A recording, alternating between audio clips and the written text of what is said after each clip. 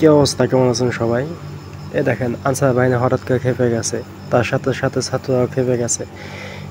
যাও একটু উপর লেভেলে যাওয়ার কথা ছিল আনসার বাহিনী, এখন কিন্তু তারা নিচে নেমে গেছে।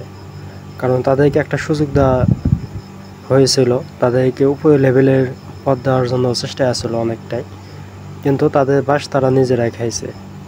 ওকে, আমরা দেখছি যে এখনো আনসার সদস্যদের উপরে তেড়ে আছে।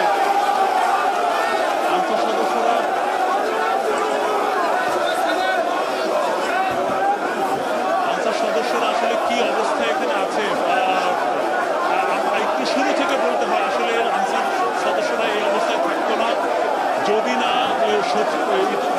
তারা 2 দিন ধরে যে আন্দোলন করছে সেই দাবি স্বরাষ্ট্র মন্ত্রণালয়ের পক্ষ থেকে ইতিমধ্যে সেই দাবি মানার জন্য সরকার নীতিগত সিদ্ধান্ত নিয়েছিল। তো সেই নীতিগত সিদ্ধান্তের পরে আমরা দেখেছি যে সচিবালয়ে অবরুদ্ধ করে রেখেছিল সেই নীতিগত সিদ্ধান্ত নেওয়ার পরেও। এরপরে শিক্ষার্থীরা সচিবালয়ের সামনে খালি করতে তারা এখানে চলে আসে, পরে সংঘর্ষের সূত্র হয়।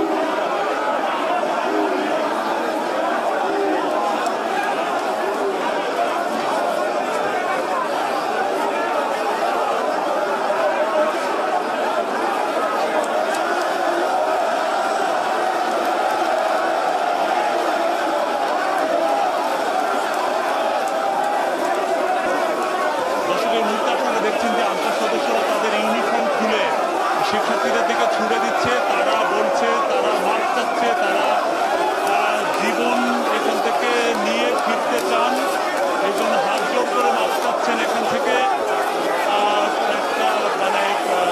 একটা উত্তেজনাকর পরিবেশ।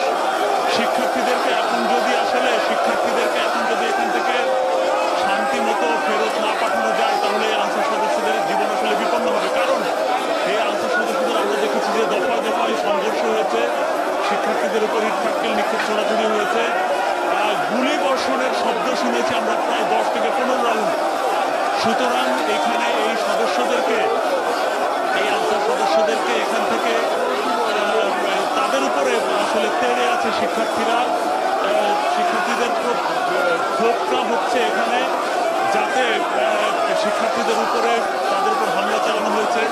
আসলে এখন তো আসলে পুলিশ বা অন্যান্য কোনো বাহিনী নেই, সুতরাং আনসারদেরকে বিভিন্ন থানায় বা বিভিন্ন স্পর্শকাতর স্থাপনায় তাদেরকে নিরাপত্তায় নিয়ে যেতে করা হয়েছিল। পরবর্তীতে আমরা দেখলাম যে আনসার সদস্যরা সেটা না করে গত 2-3 দিন ধরে